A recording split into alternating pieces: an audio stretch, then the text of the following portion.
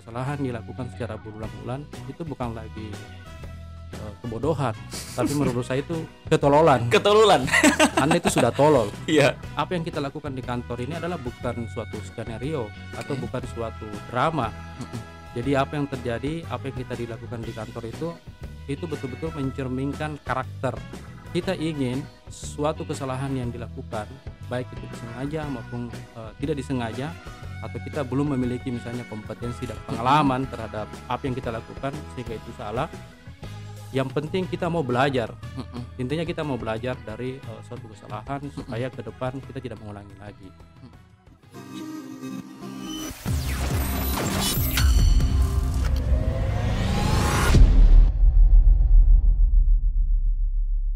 Oke, assalamualaikum warahmatullahi wabarakatuh.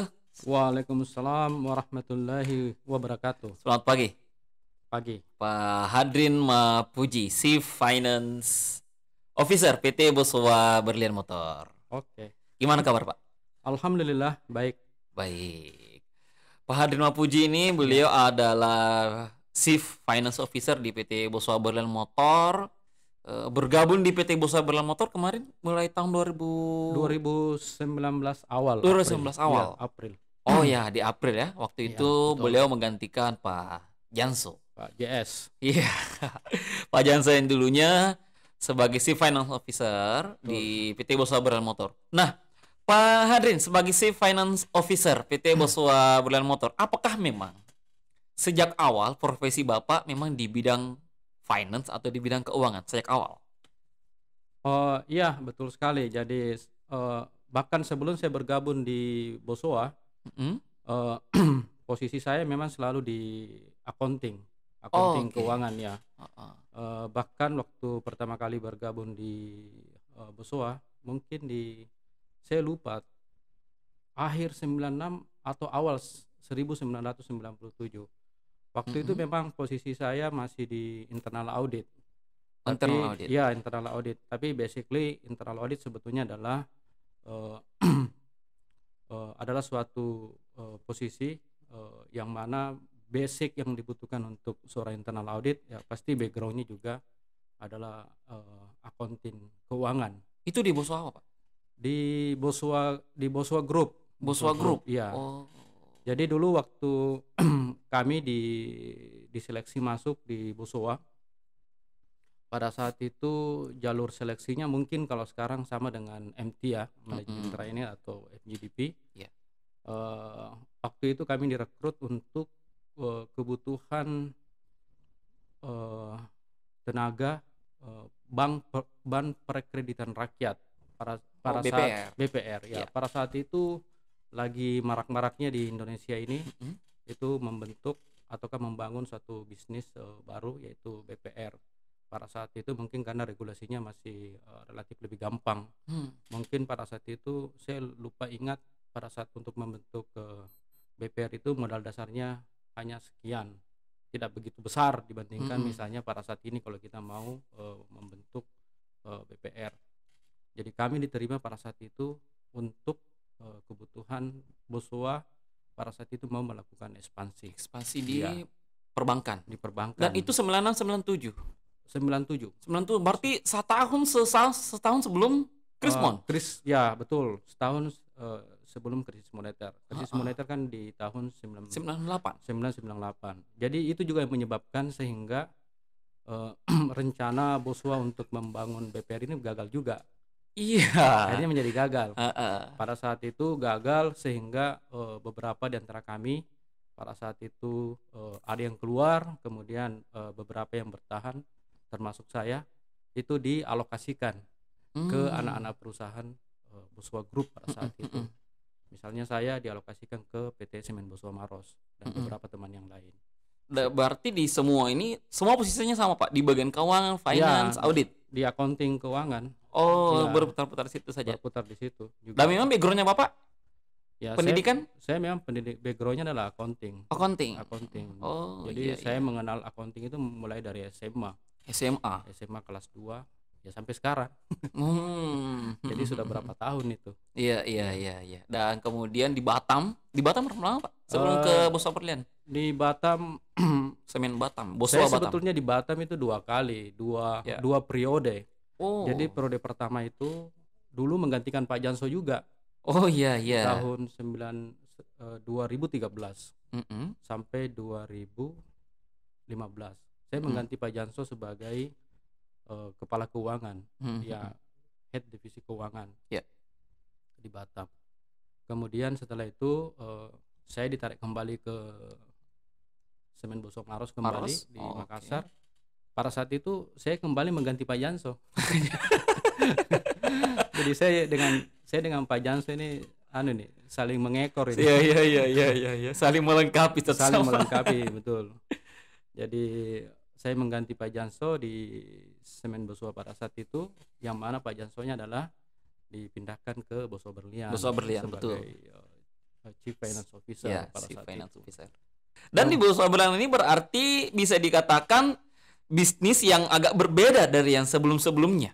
Iya, betul, betul. Ya, kalau Boswa Berlian kan pada prinsipnya kan bisnisnya adalah trading, Yes. perdagangan. Yes. Kalau yang di tempat lain sebelumnya kayak seperti di manufakturing Mm-mm. kan, jadi bisnis prosesnya tentunya jauh lebih kompleks, Ya. lebih panjang bisnis prosesnya. Banyak hal bisnis proses yang harus kita ketahui, Mm-mm. banyak hal yang harus kita kontrol dari sisi keuangan. Mm-mm. Kalau dibandingkan dengan Boswa Berlian Motor, ini di sini speednya cepat, tapi bisnis prosesnya pendek, jadi Oke. gampang, tapi speednya cepat. Speednya Ya, cepat. namanya trading kan begitu. Iya. Namanya trading begitu. Lebih cepat berarti gengnya juga bisa lebih banyak. Mm-mm.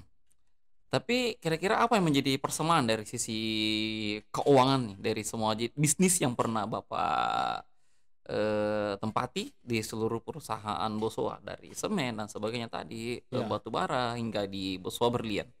Pada dasarnya kan fungsi keuangan di dalam suatu perusahaan, terlepas itu bisnis prosesnya atau core bisnisnya apa, pada dasarnya sama. Pada dasarnya sama. Jadi fungsi-fungsi kayak seperti perencanaan, pengorganisasian, kemudian fungsi pengawasan, kemudian controlling, itu hampir sama semua.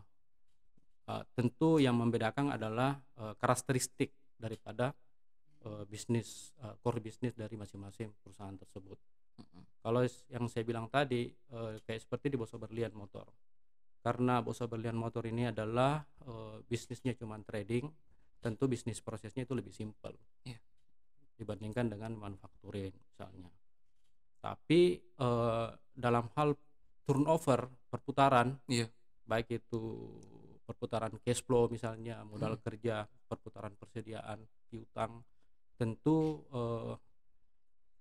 untuk mengelola dan mengontrol daripada dengan tingkat perputaran yang cepat itu, tentu tim yang ada di keuangan itu memerlukan istilahnya itu agile, kelincahan. Oh iya, perlu kelincahan. Perlu kelincahan. Tentu dengan kelincahan yang dimiliki itu tentunya tidak cukup kalau misalnya kita tidak memiliki teknik-teknik. Tentu kan ada juga teknik baik dalam hal mengelola keuangan itu sendiri, kemudian membuat report sendiri, kemudian membuat suatu analisa supaya reportnya kita itu dan analisa yang kita buat itu gampang dibaca oleh pihak-pihak yang berkepentingan. Dan hal ini adalah baik itu stakeholder maupun sisi shareholder. Berarti kelincahan dan kemudian kemampuan menganalisa yang baik dan teliti tentunya. Teliti. Oh iya, itu pasti. Kemampuan seorang accounting atau keuangan salah satunya adalah ketelitian. Iya, betul sekali. Cekatan, teliti. Jadi tidak hanya sekedar lincah. Sampai lincah tapi nggak teliti kan. Betul, karena ini kan fungsi keuangan itu terkait dengan pengelolaan uang. Iya. Jadi misalnya kalau uangnya sudah salah mengelola, salah dalam memutuskan dan mengeksekusi misalnya dalam suatu pembayaran, itu salah membayar itu risikonya adalah kerugian bagi perusahaan. Salah membayar risikonya adalah suatu kerugian. Dan untuk merecovery itu tentu kan perlu perlu proses, perlu effort yang lebih keras. Dan itu panjang Dan prosesnya. itu panjang. Beda halnya misalnya kalau cuman misalnya salah catat, salah Ya, report, itu kan oke. bisa di-adjustment besok Mm-mm. atau lusa pada Iya. saat ditemukan kesalahan itu. Mm-mm. Tapi ketika terjadi salah pembayaran, Salah pembayaran, salah membuat perencanaan, mm-mm. kemudian pembayarannya tidak tepat, tidak akurat, skala prioritasnya tidak benar, Ya, itu bisa berimpact terhadap eh, operasional perusahaan secara keseluruhan. nah, Karena di semua transaksi atau semua aktivitas yang ada di dalam perusahaan ini kan tentu muaranya adalah di keuangan. betul sekali. Ya, tentu muaranya di keuangan. Makanya yang didefinisikan dari transaksi adalah Mm-mm. itu adalah seluruh aktivitas yang perusahaan yang dinyatakan dalam mata uang rupiah Mm-mm. atau dinyatakan dalam satuan rupiah, itulah Mm-mm. namanya transaksi. Betul, Tidak ada aktivitas dalam perusahaan ini yang tidak dinyatakan dengan rupiah. betul sekali. Apakah itu terkait dengan penerimaan, Mm-mm. pendapatan, ataukah itu terkait dengan pengeluaran ataukah beban. Mm-mm. Mm-mm. Kita pun juga di sini berbicara ini juga butuh rupiah kan? Yes, Investasinya butuh rupiah, betul. operasionalnya butuh rupiah. Mm-mm. Gitu. Memang sesuai dengan prinsip nih, sesuatu yang tidak bisa diukur, itu nggak bisa dikendalikan dan nggak bisa dikelola maninya tentunya. Iya, Makanya kan memang di setiap perusahaan, bukan di semua di setiap perusahaan, bahkan di HR pun, iya, di human capital pun pasti akan mengukur kinerja orang, pasti ada ukurannya. betul. Ukurannya dia bisa Iya, mengerjakan begini berapa jam, pekerjaan berapa jam, betul, pasti kan impactnya pasti ke maninya. betul, Pasti impactnya ke money. betul sekali. Itu benar. Dan satu hal yang mungkin memang ini yang harus diperhatikan mungkin teman-teman di cabang ya Pak. Iya, Ya seperti Bapak tadi katakan bahwa jangan sampai ada lagi kesalahan ini hingga kemudian mungkin teman-teman mungkin mengatakan akan bisa di recovery, iya, bisa diperbaiki, tapi eh, ternyata di recover ke usaha effort yang dibutuhkan untuk itu sangat panjang, waktunya sangat panjang, iya, usahanya betul. sangat Iya, berat, apalagi jika sampai terjadi fraud. betul. Nah, menurut Bapak ini fraud ini gimana ini? Menurut Bapak dalam pandangan Bapak? Eh, iya, sebetulnya kan kalau yang menurut yang saya pahami, setiap kesalahan itu menurut saya sesuatu hal yang sifatnya wajar, Yes. sangat manusiawi. Jadi orang membuat suatu kesalahan, apalagi kalau kesalahan tersebut sifatnya administratif, Yes. tidak menimbulkan kerugian material Mm, bagi perusahaan mm, atau tidak mencoreng mm, nama perusahaan di pihak ketiga misalnya. Bagi saya kesalahan seperti itu hal yang lumrah. mm. Tapi kan tentunya juga kita juga berharap bahwa tidak ada kesalahan yang dilakukan secara berulang-ulang, Iya, ya kan? itu penting. Itu penting. Iya. Jadi tidak ada kesalahan dilakukan secara berulang-ulang. Kita ingin suatu kesalahan yang dilakukan, baik itu disengaja maupun tidak disengaja, atau kita belum memiliki misalnya kompetensi dan pengalaman terhadap apa yang kita lakukan sehingga itu salah. Yang penting kita mau belajar. Mm-mm, Intinya kita mau belajar dari suatu kesalahan mm-mm, supaya ke depan kita tidak mengulangi lagi. mm. Karena menurut saya kesalahan dilakukan secara berulang-ulang itu bukan lagi kebodohan, tapi menurut saya itu ketololan. Ketululan. Anda itu sudah tolol, Iya. foolish ya mungkin bahasa Yes, Inggrisnya ya, yes. foolish. Jadi di atas, jadi grade-nya itu di bawah bodoh. Jadi kalau salah sekali mungkin kita masih bodoh. Iya. Tapi kalau berulang-ulang kesalahan itu dilakukan, jatuh ke lubang yang sama, Mm-mm. menurut saya itu adalah suatu Ketululan. ketololan. Ketululan. Iya. Tapi tentunya Hmm.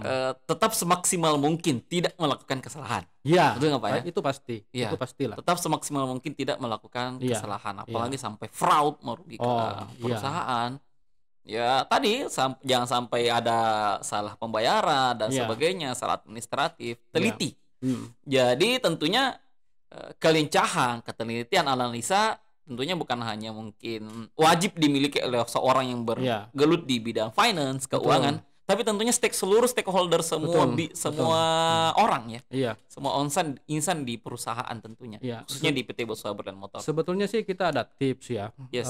Itu mungkin berlaku bagi saya juga dan berapa kali juga saya sampaikan kepada tim saya atau tim kami ya.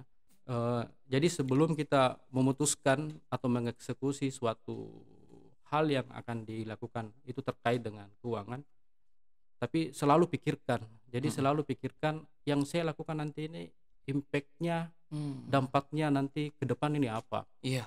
Itu harus dipikirkan dahulu. Jadi harus direnungkan dulu kalau ini dilakukan, dibayangkan, oh ini nanti kalau saya lakukan ini dampaknya terhadap perpajakan bagaimana, dampaknya terhadap hukum Iya. bagaimana, terus dampaknya terhadap risiko operasi perusahaan seperti apa. Itu harus kita pikirkan. Jangan melakukan atau memutuskan sesuatu secara tergesa-gesa, rasa kusuk, Yes. ya. Dan hanya memikirkan keuntungan pribadi. Ya, panikan Mm-mm. misalnya ya. Tapi itu tetap walaupun kondisinya sangat urgent, penting, urgent, tapi tetap juga mawas diri harus kita lakukan. Selalu kita mempertimbangkan bahwa yang kita lakukan ini nanti dampaknya seperti apa. Ya. Ya. Jadi ini pesan ini kepada seluruh Iya, teman-teman ini iya. bahwa setiap apapun yang kita lakukan, pertimbangkan semua aspeknya, dampaknya kira-kira apa, Iya. dari sisi keuangannya seperti apa, perpajakannya Dari seperti sisi apa, hukum seperti hukumnya seperti apa. Iya. Jangan hanya mengejar keuntungan pribadi.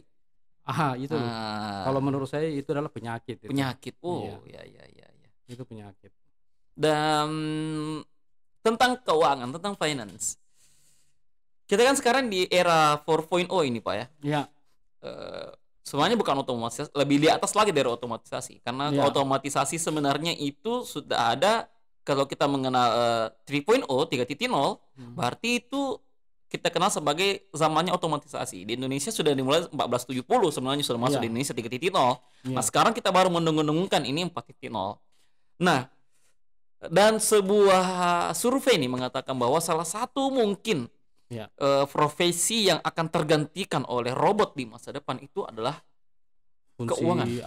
Fungsi keuangan. accounting dan Betul. sebagainya. Dan Iya. ada sebuah perusahaan di Cina, di Dongguan, di satu daerah di Dongguan Cina, itu pekerjaannya cuma dua. Satu ownernya, yang kedua satpamnya. Yang lainnya semuanya mesin, Pak. Iya. Yang betul. lainnya semuanya mesin. Dan ownernya waktu itu saya nonton videonya dan mengatakan tahun depan satpamnya ini juga akan diganti oleh mesin ini Dengan robot. dengan robot. Nah, kira-kira nih, menurut Bapak, apakah memang posisi keuangan, accounting, finance dan Iya. semuanya tentang keuangan ini memang apakah bisa betul-betul tergantikan 100% oleh robot? Kalau saya sih begini, pada dasarnya kan orang bekerja itu kan membutuhkan dua sisi ya, dua aspek lah. Satu yang sifatnya hard skill, Oke. misalnya teknik keuangan, teknik accounting, kemampuan untuk menganalisa, membuat laporan misalnya, itu kan adalah hard skill. Teknik-teknik yang dimiliki oleh seseorang yang diperoleh dari banyaknya literasi yang dia miliki.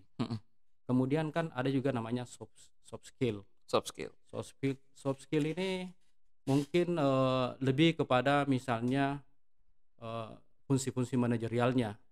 Misalnya contoh pengawasan. Kemudian ketepatan intuisi di dalam membuat suatu keputusan. Nah, menurut saya fungsi-fungsi kayak seperti soft skill ini mungkin akan sulit tergantikan dengan kecerdasan artificial intelligence. ya, artificial intelligence itu.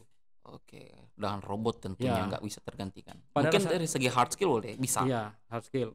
Pada dasarnya sekarang begini, dengan contoh misalnya di Boso Berlian, dengan sudah terimplementasinya sistem BAMS ini, baik di operation maupun di keuangan, pada dasarnya kan beberapa fungsi di accounting itu sudah tergantikan. Misalnya, Betul. contoh misalnya begini, untuk proses penjualan, bahkan pembelian dan penembusan mobil ke ATPM, atau bahkan penjualan ASS, service maupun spare part kepada customer, itu pada saat teman-teman di operation itu melakukan penginputan, maka otomatis setelah mereka melakukan penginputan dan men-shift atau menyimpan apa yang mereka lakukan, apa yang di-input tersebut, itu otomatis akan menjadi jurnal. Dan itu sebetulnya sudah sangat berbeda kalau dibandingkan dulu awal-awal dulu saya di mengenal akuntansi, kemudian mulai awal-awal dulu saya bekerja, itu betul-betul proses yang namanya jurnal itu data entry itu betul-betul dilakukan oleh accounting. Ini praktis beberapa transaksi yang yang sifatnya sudah integrated, Mm-mm. yang sudah terposting secara otomatis. Iya. Jadi jurnal untuk penjualan, jurnal untuk pembelian, jurnal untuk penjualan SS, itu teman-teman di accounting tidak melakukan jurnal lagi, Iya. tapi secara otomatis teman-teman di operation pada saat mereka sudah menginput merekod penjualan misalnya, otomatis itu jurnalnya sudah terbentuk secara sistem. Mm-mm. Dan kedepannya pasti hampir semua transaksi itu akan sifatnya demikian. Iya. Mungkin nanti pembayaran juga sifatnya juga sudah automation. Yes. Itu Udah pasti cashless lagi. cashless, betul, Mhm. cashless, paperless. Yes. Mungkin nanti juga laporan nanti tidak, jadi nanti mungkin laporan otomatis sudah sistem yang mengeluarkan, analisa-analisanya mungkin sudah langsung juga sistem, Bahkan sampai ada semua analisa-analisanya. tergenerate by sistem. Mm-mm. Jadi misalnya kita butuh analisa seperti ini, sistem langsung menggenerate laporan tersebut, analisa tersebut, bukan lagi laporan tapi analisa berikut dengan interpretasinya.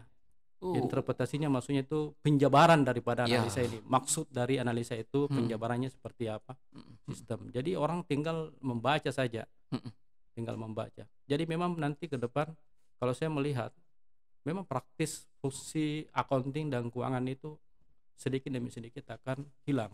Iya. Hilang, terutama dari sisi hard skill-nya. Hard skill-nya. Iya. Tapi nggak bisa tergantikan dari sisi soft skill-nya Soft tentunya. skill-nya. Iya. Oke. Dan Bapak dari pengalaman yang sangat dari awal profesinya sudah di audit keuangan, tentunya Bapak sudah bisa dikatakan masalah keuangan itu sudah makanannya Bapak lah, ya kan? Ada nggak pengaruhnya kemampuan analisa di perusahaan, kemudian berpengaruh nggak di kehidupan sehari-harinya Bapak di luar lingkungan pekerjaannya Bapak? Kalau harusnya sih linear menurut saya. Mm-mm. Harusnya linear. Jadi kalau misalnya orang memiliki kemampuan profesinya misalnya di bidang keuangan, tentunya di dalam mengelola keuangan keluarga Mm-mm. harusnya bagus juga. Harusnya linear menurut Harusnya. saya. Harusnya linear. Iya. Ibaratnya begini, seorang dokter atau seorang tenaga kesehatan Mm-mm. yang setiap hari melayani pasien dengan baik, dengan benar, tentunya di rumahnya juga harus demikian. Iya. Kan lucu misalnya kan, kalau Mm-mm. misalnya contoh misalnya saya bisa mengelola keuangan perusahaan, tapi keuangan keluarga saya tidak bisa kelola. Betul. Iya. Atau ibaratnya begini, di keuangan keluarga kami misalnya sulit, Mm-mm. terlilit banyak utang misalnya. Iya kan? Karena banyak mungkin di profesi mungkin di profesi-profesi lain Pak, seperti di pelayanan mungkin mampu memberikan pelayanan yang baik, senyum kepada yang ramah kepada orang di Ya. kantornya dan Ya. sebagainya pelanggannya, tapi ketika di rumah nggak bisa senyum gitu. Kalau saya sih Ya, menurut saya itu aneh. ya, Harusnya itu linear. harusnya linear ya Pak. Harusnya linear ya. Karena kan begini, menurut saya kan begini, apa yang kita lakukan di kantor ini adalah bukan suatu skenario atau Oke. bukan suatu drama. Mm-mm. Jadi apa yang terjadi, apa yang kita dilakukan di kantor itu betul-betul mencerminkan karakter Oh, oke. karakternya saya Mm-mm. misalnya. Dan karakter itu adalah tentunya karakter itu berlaku secara universal. Mm-mm. Misalnya karakter saya di kantor demikian, tentunya di rumah juga harus demikian dong. Mm-mm. Tidak mungkin ada orang membuat double standar, Iya. double karakter. Jadi seakan-akan dia di kantor itu dia membawakan perang yang berbeda dengan apa yang di kantor, apa yang di rumah maksud saya. Iya, jangan Iya. sampai jagonya hanya di kantor, nggak jago di Iya, rumah. betul. Iya. Seperti yang tadi Bro sampaikan, Iya. karena di kantor dia tuntutannya di bagian misalnya di CS, di hospitality, dia ramah terhadap siapa saja, tapi di rumah atau di tetangga dia tidak ramah. Nggak ramah. Menurut saya itu aneh. Berarti dia double standar. Double standar. Ini nih harus diperhatikan ya teman-teman, jangan sampai ramahnya hanya di kantor, di rumah nggak ramah. Betul. Jagonya hanya di kantor, di rumah nggak jago. Iya. Ya, karena rumah kantor sebenarnya nggak bisa dipisahkan, semuanya Betul. saling berkaitan Iya, satu sama iya, lain. betul. Keluarga, kantor itu nggak Iya. bisa dipisahkan. Iya. Semuanya saling berkaitan tentunya.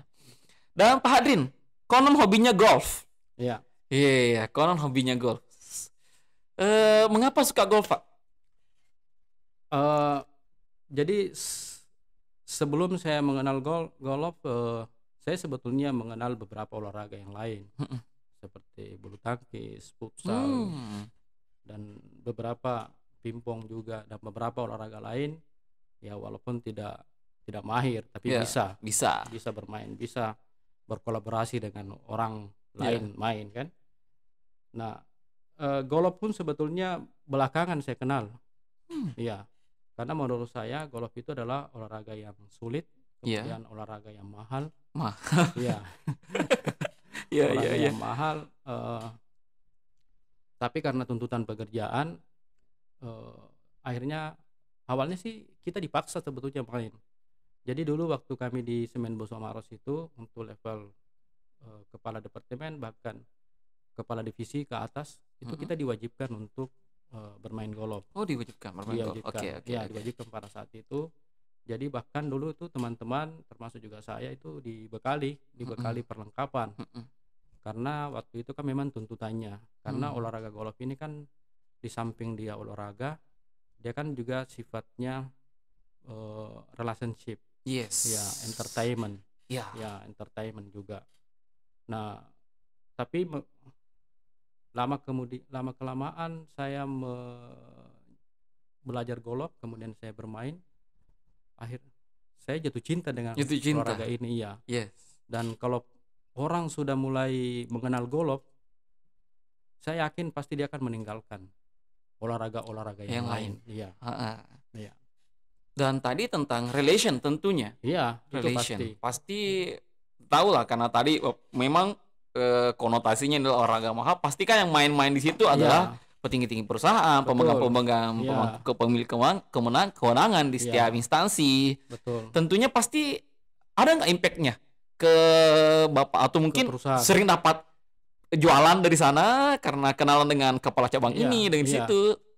Bagaimana, Pak?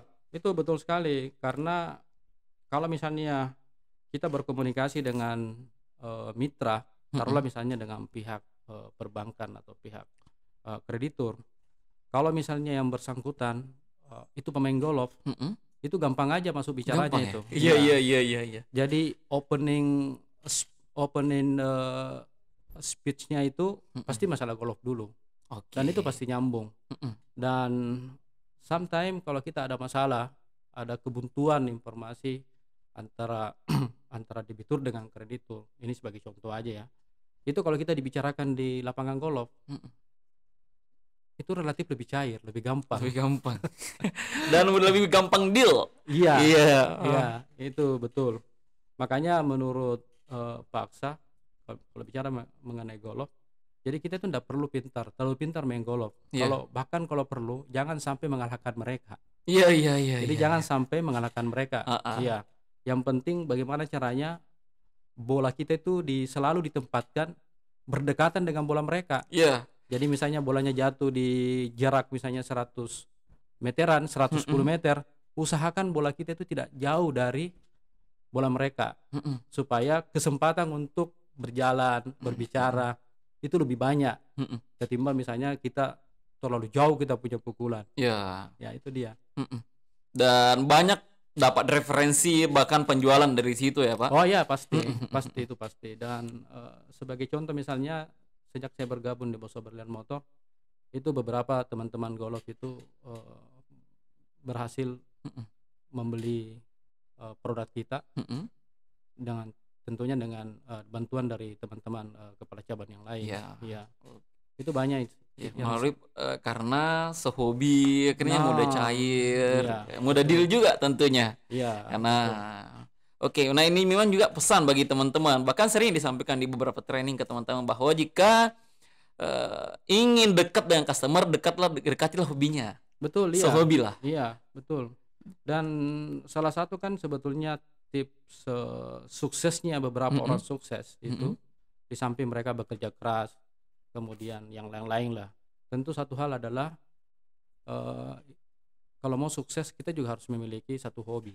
Oke. Hobinya tidak mesti dengan olahraga, Mm-mm. hobinya juga bisa dalam bentuk kesenian Mm-mm. atau hobi-hobi kayak seperti eh, kolektor misalnya, Mm-mm. mengumpulkan barang-barang unik. Oke. Itu juga salah satu eh, hobi yang menurut saya itu bisa menjadi semacam relaksasi lah bagi otak dan Oke. pikirannya. Ah, Karena bisa dibayangkan misalnya dalam kurun waktu seminggu itu dihabiskan waktu hanya berpikir untuk mengenai profesi pekerjaan, mm-mm. kemudian kita tidak punya waktu sedikit pun untuk merelaksasi otak dengan hobi, dengan pikiran-pikiran yang lain, dengan kesenangan-kesenangan yang lain. Mm-mm. Iya. Dan Bapak juga pernah bilang bahwa di golf ini juga ternyata melatih kejujuran. Oh iya, Melatih betul. kejujuran. Iya. Maksudnya seperti apa? Ah, Karena golf itu kan sebetulnya bukan mengalahkan orang, Iya. tapi mengalahkan diri sendiri. Oh. Iya, mengalahkan diri sendiri. Kemudian di golf itu adalah perhitungan skornya, self account, menghitung Kita sendiri. yang hitung sendiri. Iya, kita menghitung Oh. sendiri. Karena hitungan golf itu adalah paling sedikit jumlah pukulan, maka itu semakin bagus. Oke. Semakin bagus Nilainya skornya. semakin bagus, Iya, skornya semakin bagus. bagus skornya. Mm-mm. Dan bisa dibayangkan kalau misalnya orang mau curang, Iya. misalnya pukulannya 4 kali ditulis 3 kali, pukulannya 5 kali dihitung 4 kali, Mm-mm. dan itu tidak perlu tervalidasi oleh siapapun.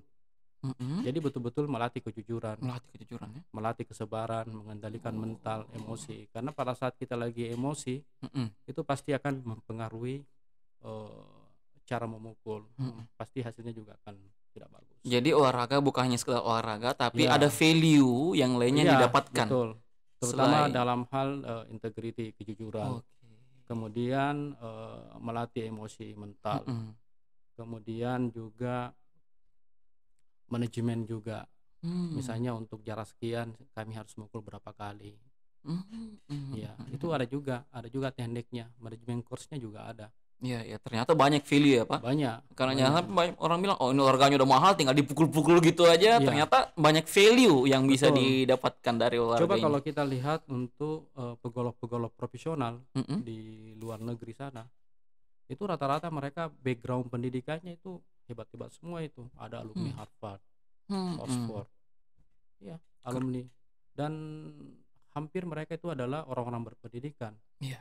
Jadi secara akademik mereka juga berhasil.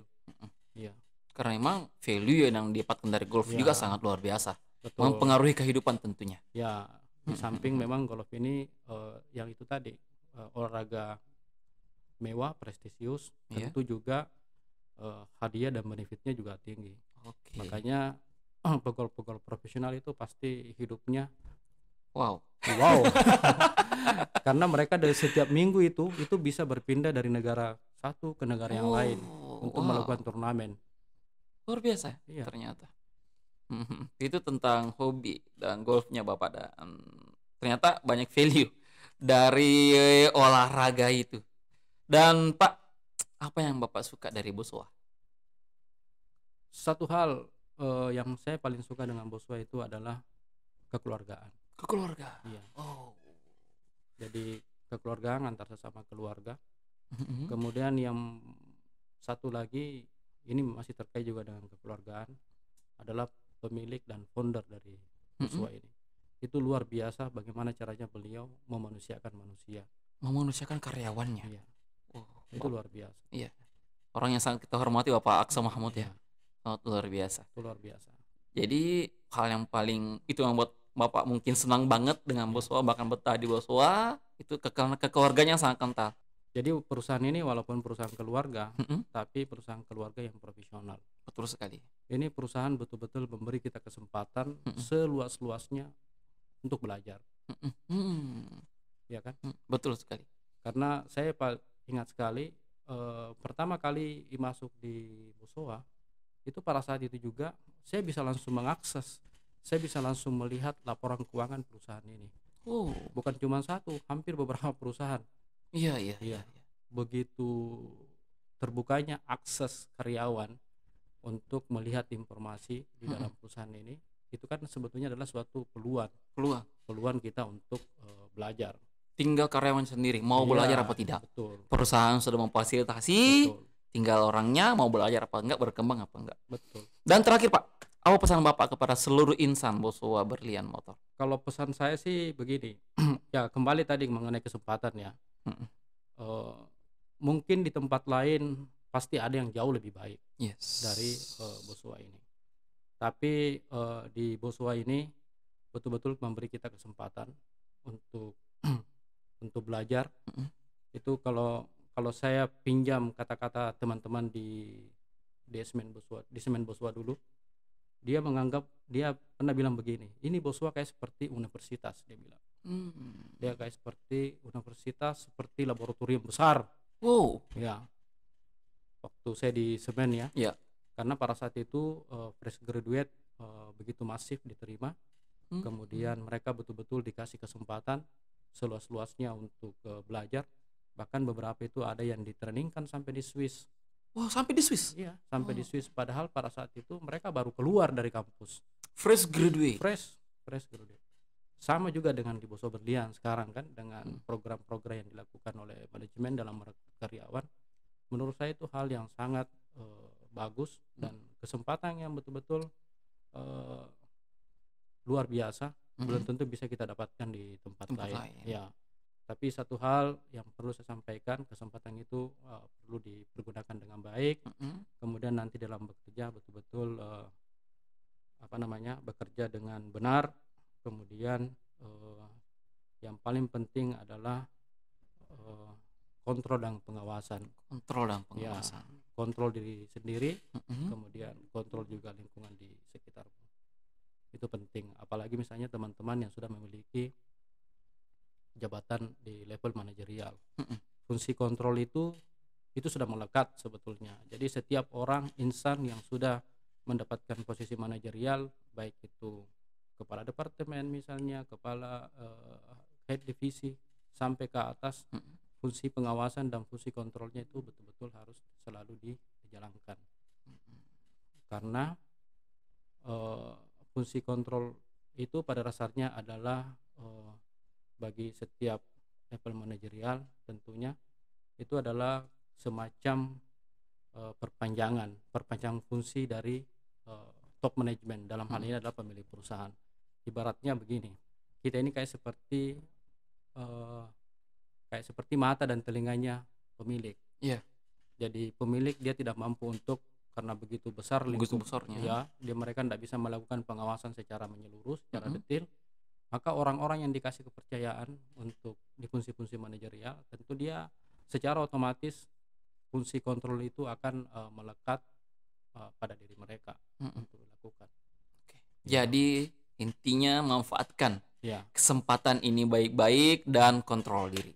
iya, Kontrol diri dan tentunya juga mawas diri ya. Kontrol Ya. dan ya lakukan yang terbaik tentunya. Betul, Manfaatkan kesempatan selama di Boswa, manfaatkan kesempatan itu yang baik. Iya. Ya, Anda sudah berada di tempat yang benar lah. Ya. betul, Anda sudah berada di Iya. tempat yang benar. betul. Dan thank you Pak.